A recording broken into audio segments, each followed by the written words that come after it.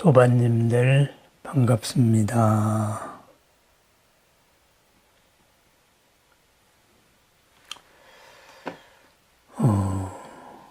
유마경 관중생품에 이런 이야기가 나옵니다. 유마일과 문수사리의 이런 불생불멸에 대한 이야기, 그리고 불생불멸의 바탕을 한 생멸에 대한 이야기를 다 마치고 그 다음에는 주인공을 바꿔서 성문의 대표 사리불과 그리고 유마일의 교화를 받은 하늘 여인과의 대화가 이어집니다.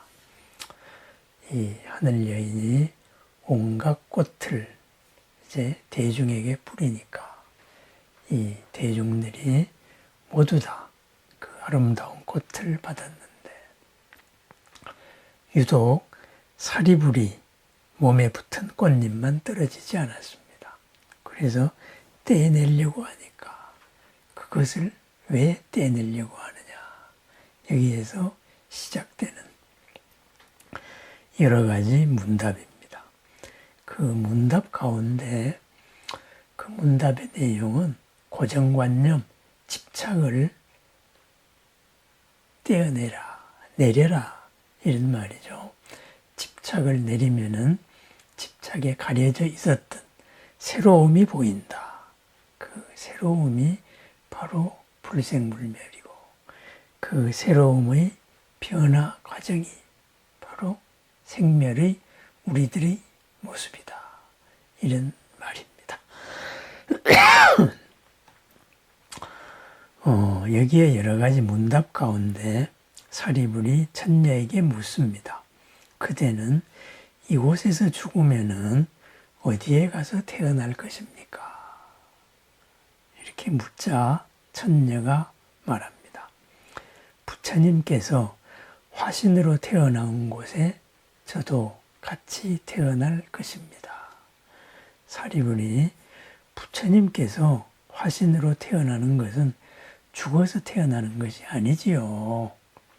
그러니까 중생도 그와 같아서 죽어서 태어나는 것이 아닙니다.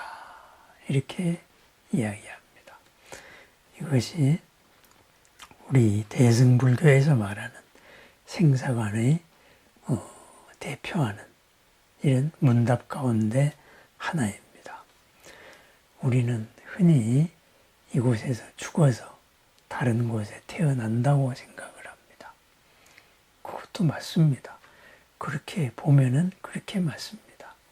이것, 그죠? 조건으로 얽혀진 내가 나라면은, 그럼 새로운 조건으로 얽힌 나로 태어나니까 다른 곳에 태어나는 거지요. 그래서 우리는 극락왕생을 이렇게 발언합니다. 그런데 하늘 여인이 말을 하죠. 부처님께서 화생으로 나타나는 곳에 우리도 태어납니다. 부처님은 어떻게 태어나요? 부처님은 바로 화생으로 필요한 곳에 태어나는 거지요. 그죠? 필요한 곳에 모습을 갖춘다. 그래서 화생입니다. 우리가 간절한 마음으로 바로 부처님을 찾을 때, 부처님의 마음을 알아차리고 하나가 될 때, 염불을 할 때 부처님은 거기에 화생으로 모습을 나눕니다. 그것이 부처님이 태어남입니다. 그 부처님이 어디에 있느냐? 온 시방에 다 있으면서 지금 이 자리에 모습을 나눴을 뿐입니다. 그것을 화생이라고 말합니다. 그래서 천녀도 우리의 죽음이나 우리의 이별이나 이런 것도 그와 같다. 이렇게 말합니다.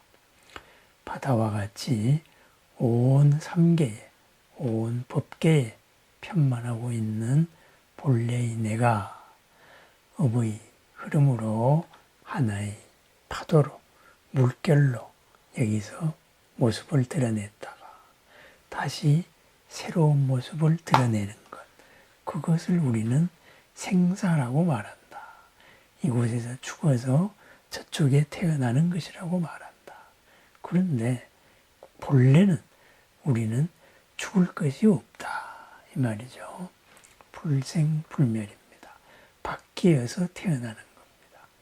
내가 대한민국을 살다가 또는 미국이 좋아 보여서 미국으로 가서 살다가 또는 대한민국이 더 좋아 보여서 다시 돌아오는 거, 이렇게 왔다 갔다 좋은 곳을 내가 가는 것, 그것이 바로 생사다 이런 말이죠. 죽음이라는 것은 없다, 사라지는 것은 없다 이런 말입니다. 미국으로 갈 때는 한국의 이런 점보다는 미국의 이런 점이 좋다 하고 미국의 좋은 점만 보다가 보니까 한국의 좋은 점을 잊어먹었지요. 그런데 거기 가서 살다가 보니 바로 한 생을 살고 보니 바로 한국의 좋은 점, 미국은 가질 수 없었던 것, 이것을 가지고 다시 돌아오는 사람도 많습니다. 그와 같은 거다 이 말이죠. 그래서 사리불이 말하지요. 부처님이 화생으로 모습을 나타내는 것은 죽어서 나타나는 건 아니지요. 그랬습니다. 그러니까 천녀가 중생도 그래요. 중생에게 죽음이란 본래 없어요. 우리가 있다고 고집을 하고 있습니다.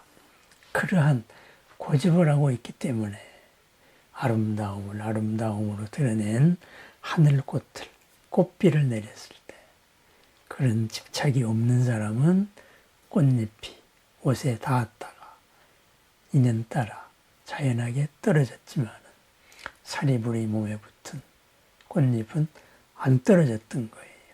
집착으로 꼭 붙들고 있었기 때문입니다.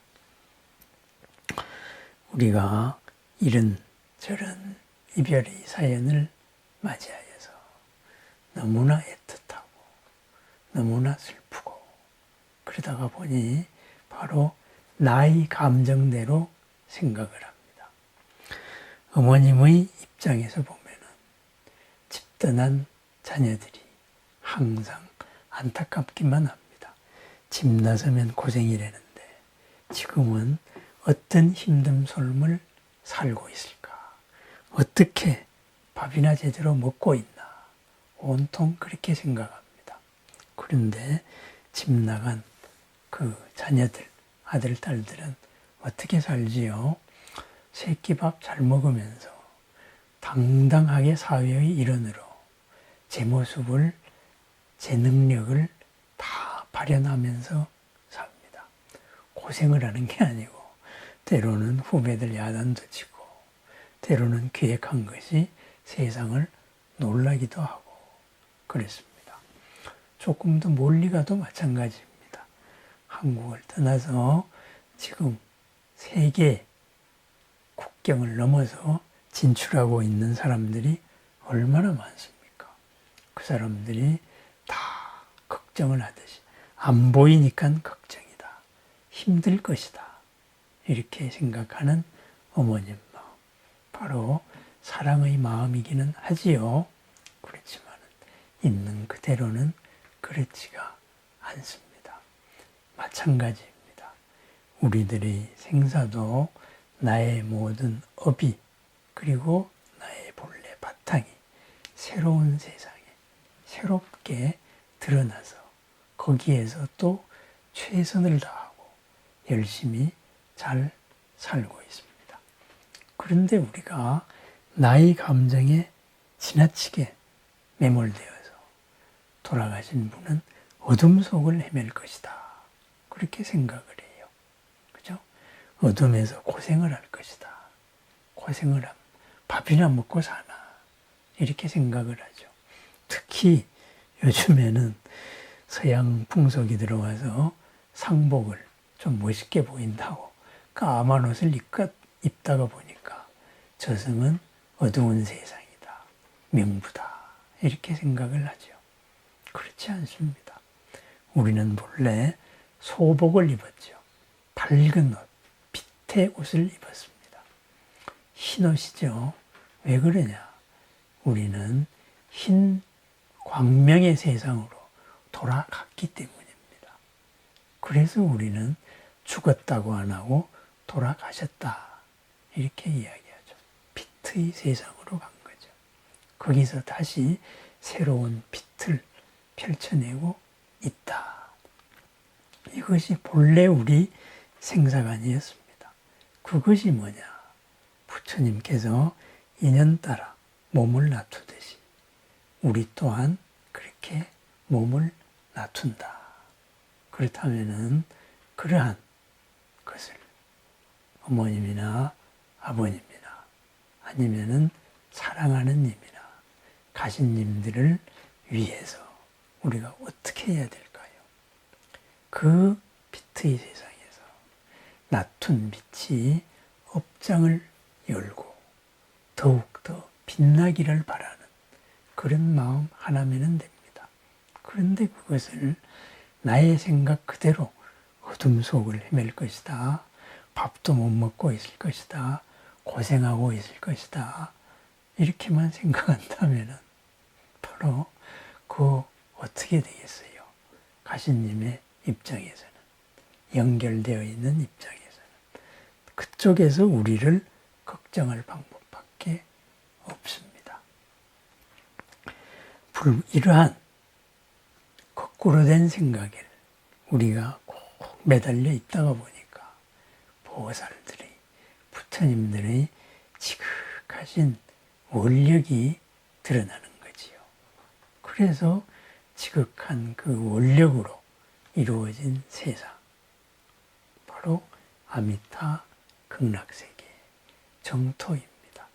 그래서 정토는 입국비자가, 입국심사가 참으로 너그럽습니다. 지극한 한 마음으로 아미타불을 한 번이라도 불렀다면 그럼 입국비자 통과입니다. 막힌 삶을 내가 열어서 부처님 되겠다. 아미타불의 빛을 마주하겠다. 그럼 비자로 통과된 겁니다. 또 우리가 간절히 축원을 해줬을 때 통과된 겁니다. 그러면 그 빛의 세상에 화생하여서 빛의 세상의 공덕으로 바로 모든 법이 카타르시스 되어서 잘 살고 있습니다. 그것을 내가 아미타 부처님께 특별히 부탁을 하고 아미타 부처님이 감동을 할 만큼 내 몸을 고생을 시켜야 그 원이 들어주는 그런 것이 아니다. 이 말입니다. 접수되는 순간에 이미 이루어졌고 내가 할 일은 그죠? 나의 업의 생각대로 나는 어떻게 살까? 이 생각에 가리워서 바로 가신님도 그러하리라고 생각하는 이런 거꾸로 된 생각을 해서는 안 된다. 이것이 우리들의 생사관이 말하고 있는 바로 있는 그대로의 모습입니다. 대부분의 상가에서 항상 듣는 말이 그거죠. 나는 어떻게 살라고 당신이 갔느냐 이 말이죠. 그죠? 가신님의 평안을 비는 게 아니고 다가올 내 힘듦을 생각을 하는 거예요. 그죠? 지금 내 힘든 생각에 빠져가지고 아이고 슬퍼합니다. 누구를 위해 슬퍼하나요? 바로 그분을 위해서 길을 밝히고 있나요? 아니지요. 내 감정으로 온 세상을 뒤덮고 있는 거지요. 그죠? 내가 살 길이 참 막막하다. 의지하고 있었는데 의지할 데가 없어졌다. 나를 위해 애써줬는데 은혜를 갚지도 못했다. 그것으로서 위한다고 생각하면서 길을 막아서는 안 되겠지요. 바로 그와 같습니다. 우리들의 생사, 이곳에서 죽으면은 어디에 태어납니까? 부처님께서 화신으로 태어나는 곳에 우리 또한 태어납니다. 부처님은 서원과 자비의 화신으로 태어나지만 우리는 내가 좋다고 생각하는 업의 화신으로 태어납니다. 그 내가 좋다고 생각하는 이것을 열어주는 것, 함께 여는 것, 이것이 바로 가진 분들을 위한 우리들의 기도입니다. 막힌 업의 두꺼운 장애를 비트로 함께 열어줬습니다. 그래서 지극한 한 마음으로 아미타불의 무량한 빛과 영원한 생명을 알아차리는 것, 염불이죠.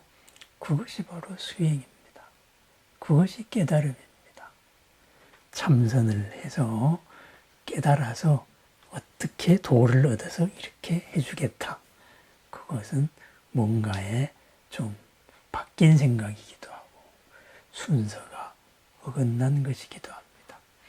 내가 열린 만큼 바로 열립니다. 어떤 스님이 이런 말을 했어요. 만배의 절을 하다가 보면은 한 번쯤은 진짜 절은 할 수 있다. 10,000번의 연불을 하다가 보면 한 번쯤은 참 연불을 할 수 있습니다. 업의 연불이 10,000번이라면 반야의 연불이 한 번쯤은 우리는 부처님을 알아차릴 수 있습니다. 끊임없이 여기 저기에서 새로운 몸을 나투는 것, 우리들의 삶과 죽음이고 우리들의 삶 또한 그러합니다. 우리들의 삶 또한 끝없이 새로운 화신을 나눕니다. 어제로 고정된 나라는 고정관념을 버리고 새로운 모습을 끝없이 나누는 것. 바로 부처님이 화생을 나누는 곳에 내가 끝없이 화생으로 화신을 나누는 모습입니다. 오늘 하루도 평안하고 보람 가득하고 어제와는 다른 새로운 모습을 나누는 무량, 공덕, 영원한 생명, 빛의 하루를 축원합니다. 감사합니다.